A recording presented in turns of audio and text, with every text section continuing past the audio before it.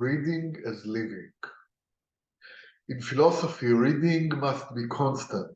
There is no philosophical knowledge without the constant reading of books and articles. Sometimes novels and poetry can also help and give more of the picture on a time period in history.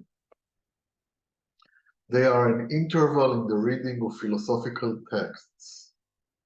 It is very useful to have the books at hand reach at home, and having a complete collection of philosophers' writings can be a cornerstone of a great library.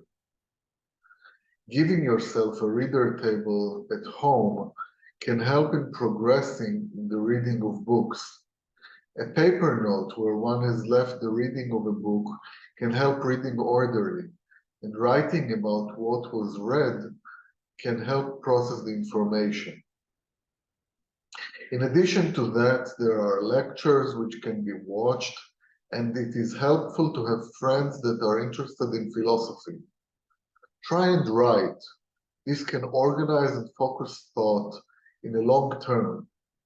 Keep notebooks with thoughts, both philosophical and private. Philosophy is sometimes mixed with our private lives, and that is absolutely great, for it is part of our life. One can concentrate on a thinker that one is highly interested in, or choose a site such as academia.edu or philpapers.com to download and print articles from. It is not enough to read online. Try and visit a library. You can think about a philosophical discipline you're interested in. Meeting with students and lectures can greatly help you. Thinking about subjectivity, aesthetics, or the history of philosophy can be a great starting point in one's journey. Different people have different philosophical preferences. Try and be in contact with some of the people that listen with you to philosophy lectures. They can be great friends. Thinking through another person's ideas should not bother you having original ideas of your own. It is highly important that you have a study room. Keep people updated on a blog or your own YouTube channel. Without publicizing, people will not know what you're thinking. Let people engage with your stream of thought. Try and get writer friends and never give up reading and writing. These should be daily and habitual as much as possible. Try to see which philosophers you prefer. These you relate to the most are the ones most important to you. You can get new ideas by talking with friends or family. Time is a sequence of thoughts. Record these so you can flip through them later. Be as honest as possible. In the era of the internet, we are no longer closed in our homes. We have the net as a getaway to more information and audience. Philosophy is your source of knowledge. Remember that sleep is a way to gather energy. Try to sleep at nights, even if you are extremely interested in staying up all night long. Choose a time and get some sleep at the right hour. Try to organize your papers so you can reach them. Give plenty of thought to how you're organizing the books you have at home or at the studio. The relation we have with friends has changed because of the internet, but that leaves us more time for solitary textual contemplation. Television and sites like Facebook and YouTube are competing with our books. Still, if we search for it, one will find the time to contemplate in front of books. If it's while waking up during the morning, at the toilet, at bed before sleep, or at our table time, reading is still an essential of philosophy. Those who read have more chances to stand on the shoulders of giants, as Oscar Wilde once said. One must know one's predecessors before one makes anything new. Philosophy is built while being aware to other philosophers' previous steps. If you want to do something new, One can think of a novel subject and develop from there. Contemplating art is another option.